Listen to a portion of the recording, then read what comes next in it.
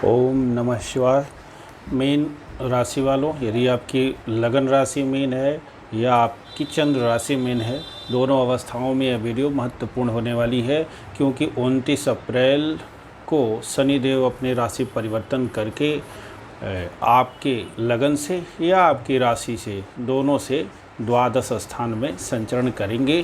तो आपकी चंद्र राशि यदि मीन है तो आप पे लग जाएगी 7.5, और यदि आपका मीन लगन है तो भी लग्न से द्वादश शनि का प्रभाव क्या रहेगा, इस वीडियो में हम देखेंगे। इसके पहले शनिदेव के संचरण के बारे में ज़रा हम ध्यान दे देंगे कि यदि लग्न की या चंद्रमा की डिग्री 25 डिग्री से कम है, तब ये जो शनिदेव का परिवर्तन है परमानेंट आगे 2.5 साल तक के लिए प्रभावी रहेगा। परंतु यदि 25 डिग्री से ऊपर लगना आता है, तब शनिदेव बीच में पुनः 6 महीने के लिए आपको राहत देने वाले हो जाएंगे और कुछ हद तक इनका फल लाभ भाव का मिलेगा, अर्थात इस भाव का मिलेगा। अभी शनिदेव का ये गोचर रहेगा 29 अप्रैल से लेकर के और 12 जुलाई तक ये कुंभ राशि में ही रहने वाले हैं, और उसके बाद 12 जुलाई से लेकर के और 17 जनवरी 2023 तक पुनः ये मकर राशि में आ जाएंगे और मकर राशि में संचरण करेंगे, परंतु 5-6 डिग्री तक भीतर तक ही आएंगे। इसीलिए हमने कहा कि 25 डिग्री से ऊपर जिनका लग्न है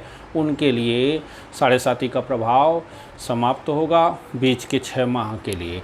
यदि 25 डिग्री से कम लग्न है तो 7.5 का प्रभाव बराबर आग के ऊपर बना ही रहेगा। उसकी एक अलग से वीडियो आएगी, उसी में सभी को सम्मिलित करेंगे। 18/1/2023 को पुनः कुंभ राशि में आ जाएंगे। तो इस प्रकार से अब आपको इसके फलाफल को देखना है, और आपको यानी मीन राशि वालों को या मीन लगन वालों को विशेष सावधान रहना चाहिए, क्योंकि शनिदेव पिछले 2.5 या 3 सालों से मकर और कुंभ में होते हुए संचरण कर रहे थे। तो अधिकतर तो मकर राशि में संचरण कर रहे थे और उसका आपको काफ़ी लाभ मिला। तो जब बहुत अधिक लाभ मिलता है तो व्यक्ति सोचता है कि इसी रॉ में बातें चलें, और इसी जिस प्रकार से जब लाभस्थ जो गोचर है, हर प्रकार का वैभव, कीर्ति, लाभ, इस प्रकार का शनिदेव सुफल देते हैं। स्थान प्राप्ति, नौकरी प्राप्ति, सम्मान प्राप्ति, कीर्ति प्राप्ति, तो ये जो सारे शनिदेव के सुफल होते हैं, वो अचानक जब ये राशि परिवर्तन करते हैं और जातक को आदत बनी रहती है उसी प्रकार से, तो लगता है कि अब ऐसे ही निवेश करते रहो और हमेशा सफल होते रहो और हम भी कुबेर के समान धनवान हो जाएं, या हम भी काफ़ी प्रसिद्धि प्राप्त कर लेंगे, बहुत और बड़े पदों पे चले जाएंगे, इस कंपनी को छोड़ो उस कंपनी में चले जाओ, अथवा ये ज़मीन को बेचो इस दूसरे ज़मीन में लगाओ। और इस प्रकार से क्या होता है, इस ज़मीन को बेचते दूसरे ज़मीन में लगाते हैं और वो कोई विवादित ज़मीन मिली और कोर्ट केस कचहरी का दौड़ना शुरू हो जाता है, अथवा कोई मित्र मिल गया धोखा दे देता है और उसके बाद से पुनः वो पैसा भी डूब जाता है और ज़मीन भी लिखना नहीं हो पाती। तो इस प्रकार क्योंकि चौथे भाव से ये त्रिकोण में रहते हैं और अष्टम भाव से ये त्रिकोण में रहते हैं द्वादश भाव में, तो इसलिए ज़मीन आदि के संबंध में भी स्थितियां, कोर्ट केस कचहरी वाले भाव विशेष रूप से सक्रिय हो जाता है। ऋण वाले भाव की इनकी दृष्टियां पड़ती हैं और इसके कारण भी परेशानी उठानी पड़ जाती है। लाभ की कमी हो जाती है, क्योंकि स्वयं ये लाभेश भी हैं, अपनी राशि में हैं तो भी परेशानी होती है। तीसरी दृष्टियाँ इनकी यहाँ पड़ जाती है तो धन की विशेष हानि होती ही होती है।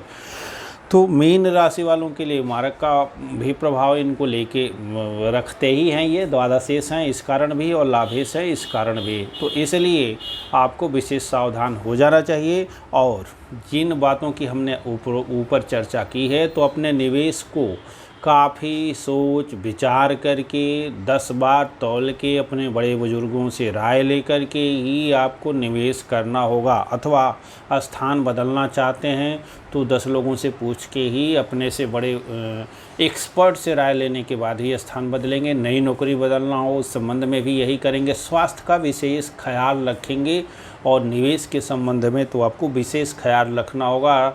अन्यथा जो है वह तो पैसा डूबेगा ही डूबेगा, आमदनी भी प्रभावित हो जाएगी, मानसिक शांति जाती रहेगी। माता जी के स्वास्थ्य को लेकर के भी विशेष सावधान रहना होगा। जो गोचर फल बताया गया है, ज़रा हूबहू इन्हीं किताबों से सुन लें।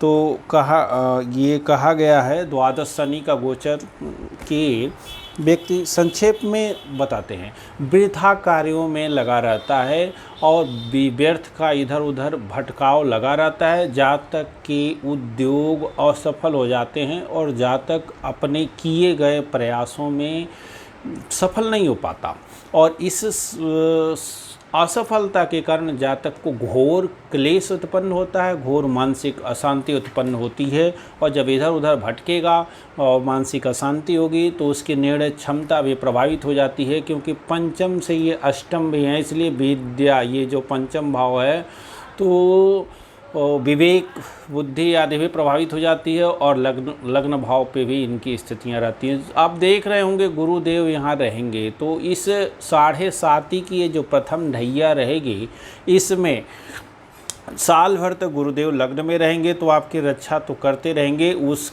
साल भर के बाद जब गुरुदेव भी मेष राशि में आ जाएंगे और शनि के पकड़ में भी आ जाएंगे तो उस स्थिति में शनिदेव और सरक के आपके लग्न की ओर बढ़ते हुए आएंगे तो वो काफ़ी डेंजर होगा।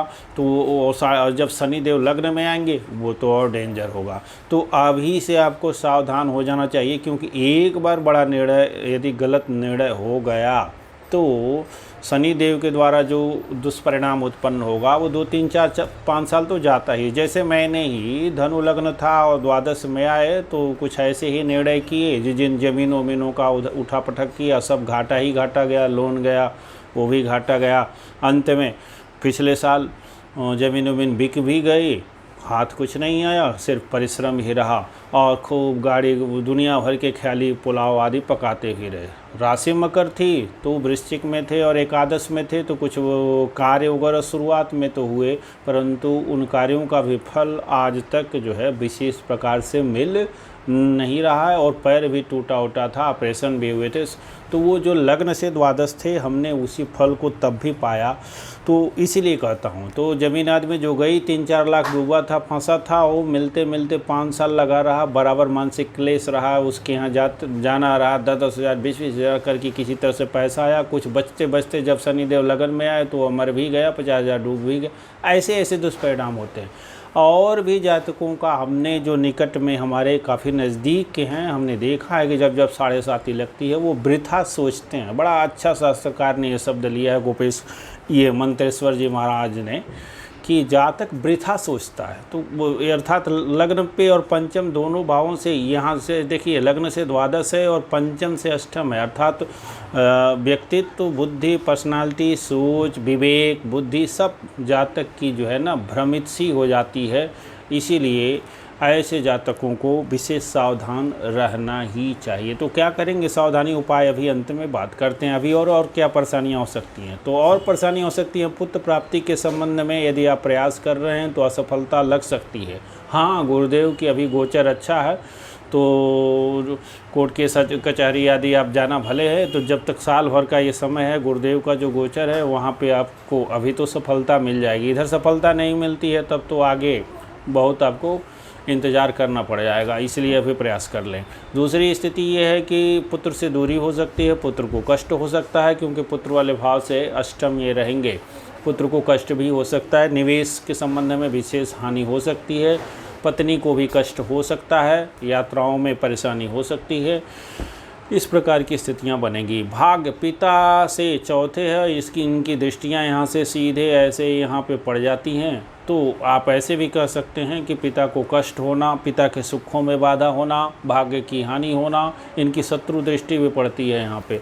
तो ये सारी स्थितियाँ पड़ेंगी। माता के भाव से त्रिकोण में है, इसलिए माता जी को भी कष्ट हो सकता है, ज़मीन बिक सकती है, अथवा ज़मीन खरीदने जाएंगे तो कोर्ट केस कचहरी वाली विवाद वाली स्थितियाँ उत्पन्न हो, काफ़ी परेशानी उठानी पड़ सकती है। लाभ की कमी हो सकती है, खर्चे व्यर्थ के बढ़ सकते हैं। और दूसरी चीज़ ये है कि कर्ज लेने की भी नौबत आ सकती है। तो उपाय क्या रहेगा? गुरुदेव को स्ट्रांग बनाए रखिए, और यदि कुंडली में गुरुदेव की स्थिति अच्छी है तो पुखराज रत्न अवश्य धारण करके रखिए, और पीला पुखराज ही धारण करेंगे, क्रीम नहीं। और यदि पैसा कम है तो सुनहला पहनिए, अथवा बैंक का पुखराज पहनिए, सिलोनी नहीं, क्योंकि सिलोनी का सस्ता वाला लेंगे और मारे जाएंगे। इसलिए आपका मारक होता है शुक्र, अष्टमेश भी बनता है, इसलिए उस संबंध में कहीं नहीं लिखा मिलेगा। बस आ जाएगा कि हाँ येलो सफ़ायर का है, सर्टिफिकेट भी मिल जाएगा और हमने अच्छे प्रकार से ये शोध भी किया है, इसीलिए बता रहा हूँ। तो डिस्क्रिप्शन में मोबाइल नंबर है, उसके लिए तो आपको अपनी जन्म कुंडली विश्लेषित करानी होगी, फी देनी होगी, तब उचित रत्नों का आप इस्तेमाल करेंगे। अदरवाइज गुरु को स्ट्रांग रखे रहेंगे तो आपका व्यक्तित्व सोच यहाँ से गुरुदेव बचाते रहेंगे, क्योंकि त्रिकोण में है, अच्छी स्थितियाँ बनेंगी तो धर्म त्रिकोण बना रहेगा, धार्मिक अपनाएंगे, साल भर तो आपकी रक्षा होती रहेगी गुरुदेव के कारण। फिर भी बच के रहना है शनिदेव से। दूसरी स्थिति ये उपाय ये करना है कि ओम ब्रिंग बृहस्पति गुरु के बीज मंत्रों का जाप करते रहें। शनि के लिए है कि शनि की वस्तुओं का दान ही करें तो ज़्यादा बेहतर रहेगा। भगवान शिव की आराधना करें, ओम नमः शिवाय का जाप करें अथवा भगवान शिव का रुद्राभिषेक करें, उससे भी लाभ प्राप्त होगा। और कौवे को रोटी खिलाएं तो ताकि धनहानि में जो है कमी आए। और शूद्रों का सहयोग कर सकते हैं। शूद्रों का मतलब बिलो पॉवर्टी लाइन, अब इस शब्द से भी लोगों को आपत्ति हो सकती है, तो आप बिलो पॉवर्टी लाइन के जो लोग हैं, दास हैं, श्रमिक हैं, उनका सहयोग करेंगे तो जिससे शनिदेव खुश होते हैं, कुछ लाभ की वृद्धि भी, कुछ लाभ भी करा सकते हैं, तो आपको राहत मिलती रहेगी। तो विवाह आदि के संबंध में भी देरी ही रहेगी। गुरुदेव तो कोशिश करा रहे हैं, तो साल भर तक के लिए वही है, गुरुदेव की ही उम्मीद है।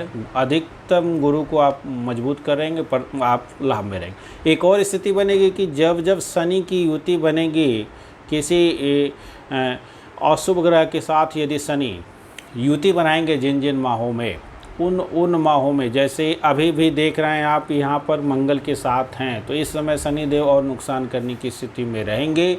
दोनों ग्रह एक दूसरे को पीड़ित करेंगे, तो थोड़ा सा बच के रहना है। और जब सूर्य यहाँ आएंगे कुंभ राशि में, पुनः मार्च के आसपास में आएंगे, मार्च में ही आते हैं, फरवरी में आएंगे, फरवरी से लेके मार्च, जनवरी से फरवरी, फरवरी से मार्च और मार्च से अप्रैल में कुंभ में रहेंगे। तो उस समय अस्त भी हो सकते हैं 15 दिन पहले और 15 दिन बाद तक शनिदेव, तो उस समय स्थितियां और भी बिगड़ सकती हैं और लाभ के लाले पड़ जाएंगे, खर्च काफ़ी अधिक होंगे, जोर जनित रोग भी होंगे, व्यर्थ के भटकाव और अधिक आएंगे। तो जितनी निगेटिविटी है और अधिक बढ़ जाएगी जब शनिदेव अस्त हों या अशुभ ग्रहों से पीड़ित हों। उस समय में, जिस समय शनिदेव शुभ ग्रहों से युक्त होंगे या शुभ ग्रहों के द्वारा देखे जाएंगे, उस समय शनिदेव के दुष्प्रभावों में कमी रहेगी, आपको राहत मिलती रहेगी। तो अभी तो 2 माह का उनके लिए विशेष प्रभावी है। किन के लिए 25 डिग्री से कम है, 25 डिग्री से ऊपर है, उनके लिए तो सदा ही ये रहेगा, भले ही वो 5-6 डिग्री मकर में ही क्यों ना आ जाते हैं। तो वीडियो को लाइक कर देंगे, चैनल को सब्सक्राइब कर देंगे, पहली बार आए हों तो। और डिस्क्रिप्शन में अन्य भी प्लेलिस्ट है, उन्हें देख के लाभ ले सकते हैं। बहुत बहुत धन्यवाद। ओम नमः शिवाय।